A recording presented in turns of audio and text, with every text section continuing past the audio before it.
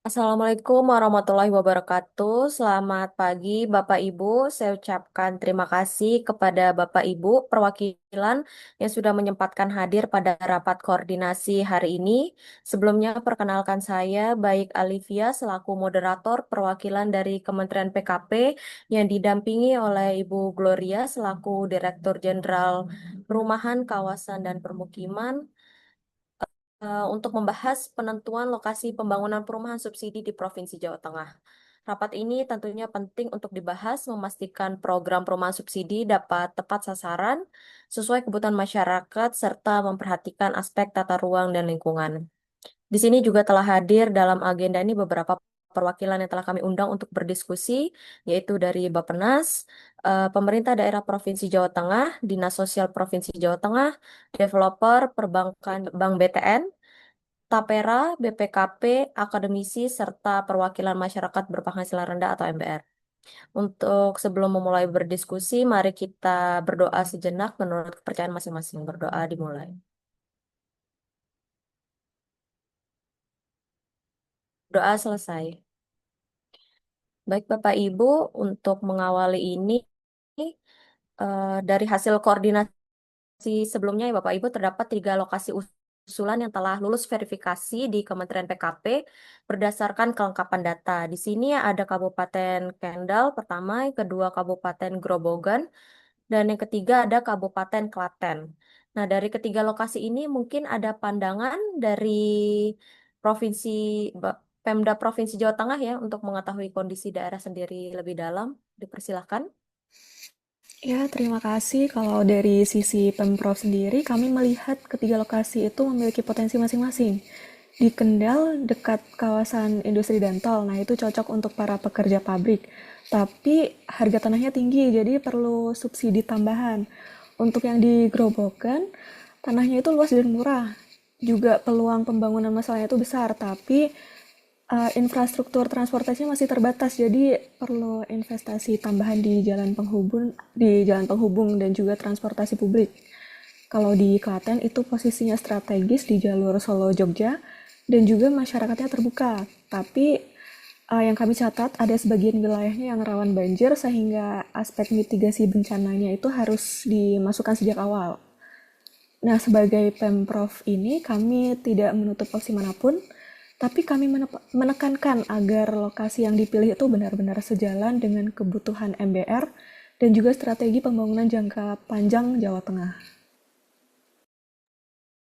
Terima kasih. Mungkin ada tambahan dari yang lain, Bapak Ibu. Ya, terima kasih ya Ibu Moderator. Kami dari perwakilan developer.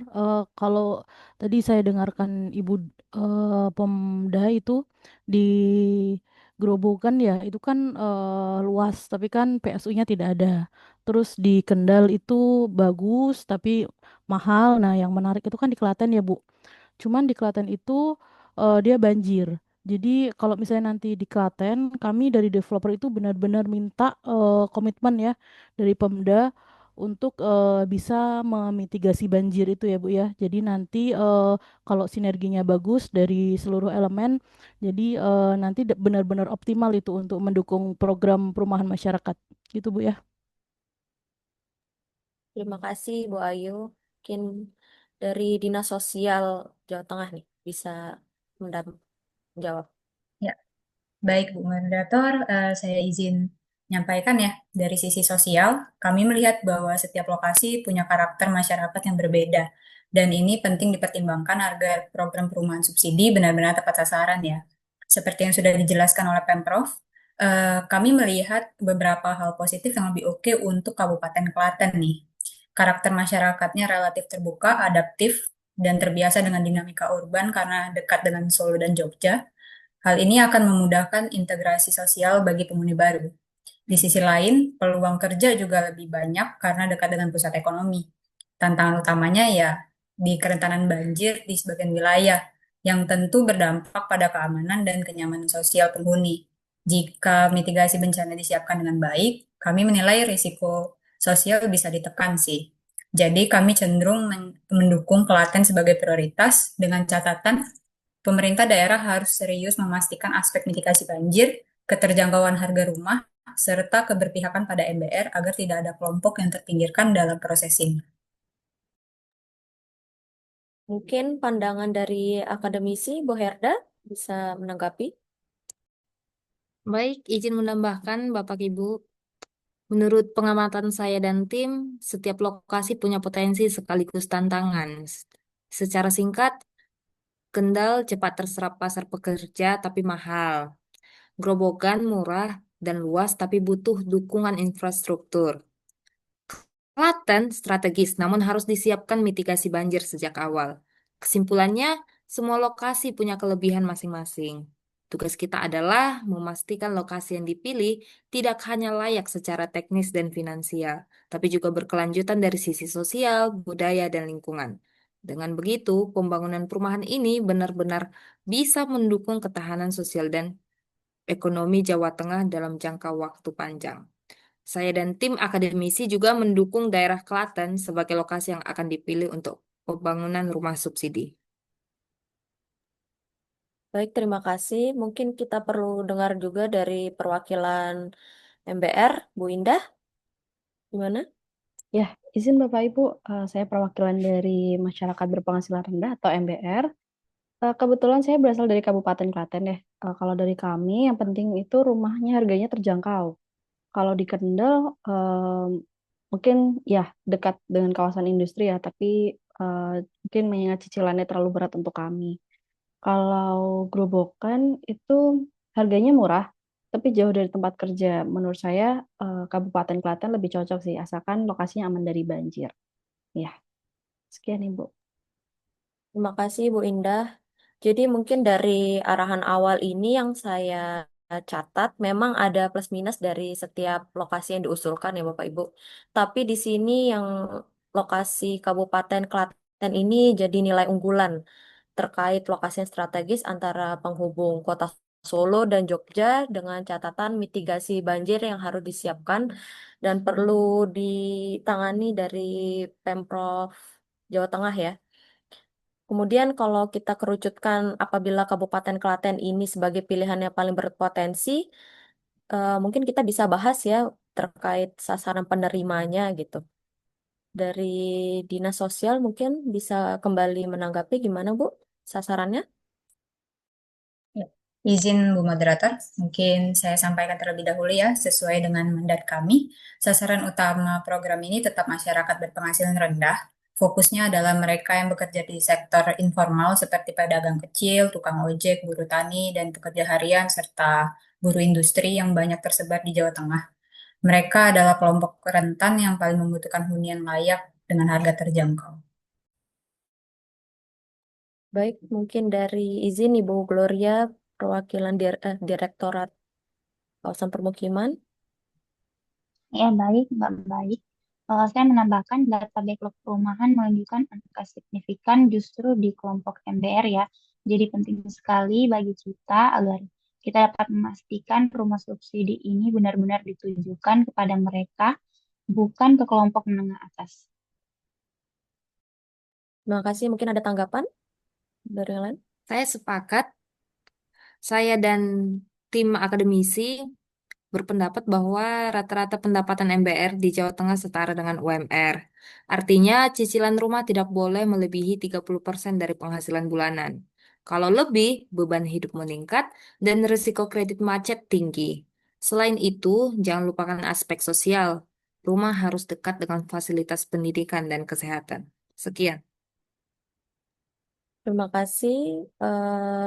Ada tambahan mungkin dari Pemda Provinsi Jawa Tengah?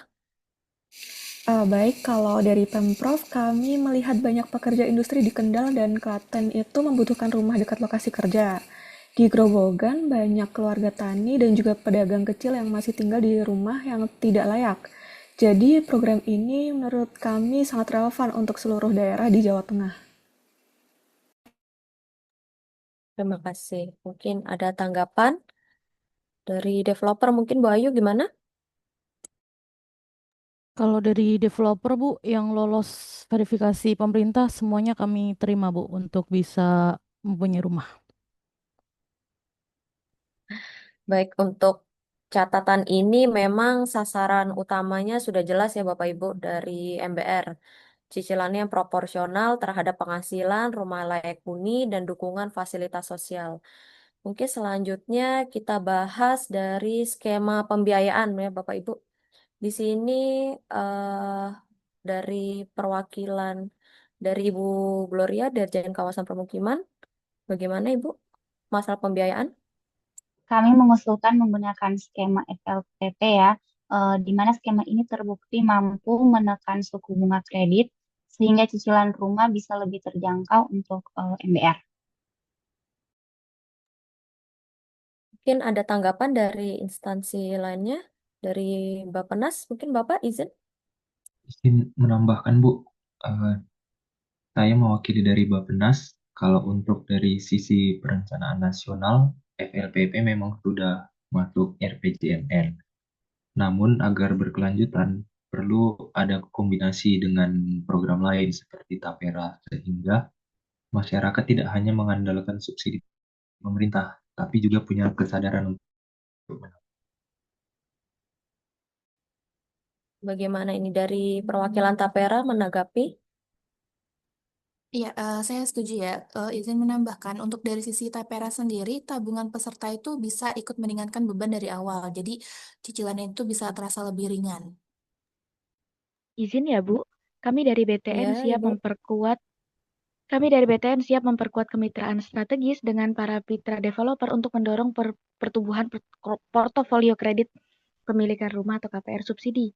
Selain itu, kami juga memiliki beberapa program KPR subsidi baru seperti program dengan bunga tetap dan uang muka nol. Kemudian kami juga memiliki program KPR bersama Tapra, yaitu skema KPR subsidi berbasis syariah. Baik, Ya, eh, selanjutnya. saya Oh izin ya, menambahkan silahkan. Ibu sebentar. Iya, Ya, terima kasih untuk Ibu Tia dari perwakilan Bank BTN. Jadi jelas ya, untuk kombinasinya itu antara tabungan Tapera yang meringankan beban awal dan tenor panjang, dan sedangkan dari BTN itu untuk menurunkan cicilan bulanan. Jadi ini akan sangat membantu bagi MBR untuk membeli rumah. terima kasih. Mungkin dari perwakilan BPKP nih selaku pengawas. Bagaimana Ibu? Terima kasih Ibu Moderator. Izin Bapak Ibu, kami sebagai BPKP, di mana kami di sini akan memonitor program perumahan subsidi agar tepat pada sasarannya, di mana tugas kami akan mengawasi agar setiap dana yang dikelola bisa dipertanggungjawabkan dan tepat sasaran lewat laporan keuangan secara terbuka dan digital, sehingga mudah diaudit dan mengurangi potensi penyimpangan. Jadi intinya kami ada di sini supaya anggaran benar-benar sampai manfaat ke MBR sesuai tujuan awal program. Terima kasih. Mungkin kita perlu dengar dari perwakilan MBR terkait skema pembiayaan ini gimana Ibu Indah? Ya, izin Ibu. Menurut saya programnya sangat bagus ya, tapi kami berharap untuk prosesnya nanti sederhana. Karena sejauh yang saya tahu, banyak warga itu yang takut ya untuk mengurus KPR karena prosesnya yang sangat rumit. Kalau prosesnya dibuat lebih mudah dan lebih jelas, saya rasa kami akan lebih berani ya untuk mengajukannya. Begitu, Ibu. Baik. Eh, Perwakilan Tapera mungkin bisa menanggapi. Iya, saya mencatat ya untuk masukan dari perwakilan MBR tadi tentang fleksibilitas tenor dengan kombinasi tabungan tapera dan KPR subsidi. Jadi pilihan tenornya itu bisa lebih sesuai dengan kemampuan penghasilan. Lalu untuk terkait proses, saya juga izin menambahkan bahwa berdasarkan regulasi baru dari Permen Kementerian PKP Nomor 5 Tahun 2025, prosedurnya itu sudah dirancang lebih sederhana. Jadi peserta cukup menunjukkan bukti penghasilan, keikutsertaan dalam tapera, dokumen identitas, dan status belum memiliki rumah. Itu sih. Jadi dipermudah. Izin Mungkin menambahkan juga, ya, untuk saat ini pengajuan KPR bisa lebih mudah, terutama proses administrasi dan birokrasi. Sekarang kami dari BTN sudah menyediakan simulasi KPR yang dapat diakses secara umum. Kemudian, kalaupun tetap mengalami kesulitan, customer service kami selalu tersedia baik online maupun offline. baik. Terima kasih.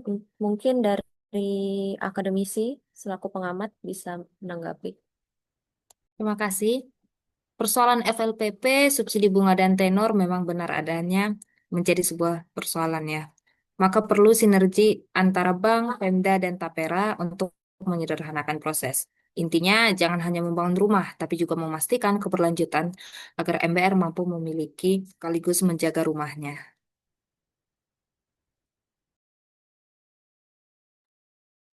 Terima kasih, Bu Herda. Jadi dari hasil koordinasi tadi, mungkin saya simpulkan dulu ya, Bapak Ibu, untuk rapat koordinasi ini terkait yang pertama, masalah lokasi prioritas. Tadi kita bahas dari Kabupaten Klaten ya, Bapak Ibu, yang menjadi prioritas utama atau menjadi ini masukan yang paling didominasi. Yang perlu dicatat adalah di sini mitigasi banjir wajib masuk ke dalam perencanaan teknis. Kemudian yang kedua, sasaran penerimanya sudah jelas masyarakat berpenghasilan rendah, khususnya pekerja industri dan pekerja sektor informal. Kemudian yang ketiga, masalah skema pembiayaan di sini menggunakan FLPP ya Bapak Ibu sebagai basis, didukung subsidi bunga dari skema KUR perumahan dengan kemitraan Bank BTN, tenor panjang, kemudian serta prioritas akses bagi anggota Tapera. Semua proses ini juga tidak luput diawasi oleh BPKP agar transparan dan akuntabel. Bagaimana Bapak Ibu hasil rapat kali ini? Apakah sudah setuju? Setuju, Setuju, Ibu. benar. Setuju, Ibu. Setuju. Ya, Setuju, Ibu. setuju Oke, Ibu. baik. Setuju, Bu. Terima kasih Bapak Ibu. Mungkin terkait masalah teknis selanjutnya kita bisa bahas ke rapat selanjutnya ya Bapak Ibu karena mengingat waktu yang sudah dekat ke jam makan siang. Terima kasih. Sebelum menutup acara, mari kita berdoa menurut kepercayaan masing-masing. Berdoa mulai.